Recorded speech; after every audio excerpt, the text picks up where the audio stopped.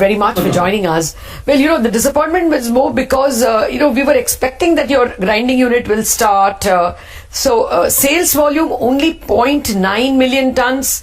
That is a 3% growth YOY. Is this the number first? Can you confirm? And why is it not better than this? No, I think the number is right, Lata. I think we have done 9 lakh ton. That's the quarterly number. But yes, in FY21, the volume have been muted, largely because of a few developments which has taken place in Northeast. We had faced 2 major bridge damages in the month of from November to, I'll say January. So it took a lot of time in terms of repairing those bridges and then resuming our supply of clinker, which is largely our clinker plants are based out of Meghalaya. So that impacted the volume. The grinding plant at Siliguri actually took time because of the ongoing pandemic, and we could only start it in the on 16th of January. So largely an initial 1 or 2 months we had teething problem. So I think this quarter as well as the number for the full year actually reflect a lot of one-offs which we have never faced in our entire history. Okay. So that has impacted in terms of volume and as well as in the markets. Okay, so can we assume, Mr. Gupta, that the Shillong Pass bridges are back to normal now? Are they serviceable? And therefore, will there be these kinds of supply side logistical problems for Q1? What is your estimate of Q1 volumes? So largely all those bottlenecks have already been resolved. There is a new bridge which has already been operational. So most of the logistic issues are resolved.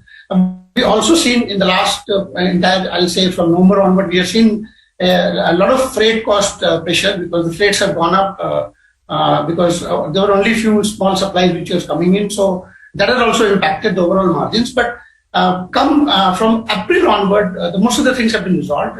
The freights have normalized largely.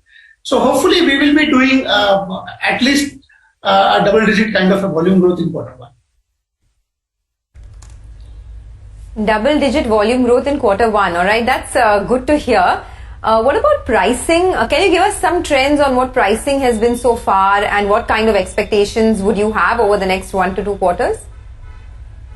So pricing in fourth quarter was stable. I'll say it was with some amount of an upward bias. In Q1, the prices are, as of now, they are maintained. There is small decline of, I'll say 5 to 10 rupees in eastern market, which is largely in Bengal and Bihar. But northeast prices are absolutely stable. And you'll be surprised to note that the entire northeast are actually, overall, the market has grown at around 7%. And as compared to all India cement growth of around, very muted growth of around 1 or 2%.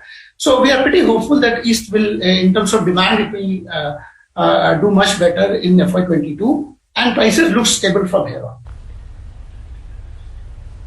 Okay, so prices look stable from here on. Freight costs have normalized in the last quarter.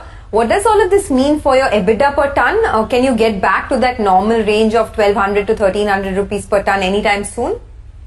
So FY21 we have ended with 1350 rupees of EBITDA as compared to FY20 of around 1500 rupees of EBITDA. So we hope to go back to 1500 rupees kind of EBITDA, which has always been EBITDA for last 3-4 years.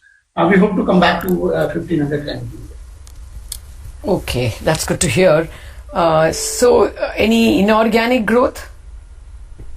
No, I think we have just started the Siliguri plant, 2 million ton. We have already set up ourselves for 3 million ton. We are setting up a 3 million ton clinker plant in Meghalaya. And there is a WHR plant which is also coming up around 13 megawatt. So all this is already lined up and we are already working on this.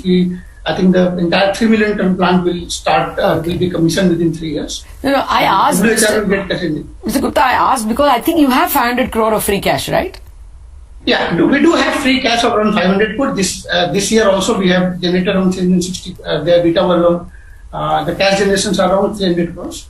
But we will be utilizing this toward the organic growth. As of now, there's nothing on the platter in terms of inorganic. All right, we'll leave it at that. Sanjay Gupta, pleasure speaking with you. Thank you very much for clarifying some doubts for our investors. Okay.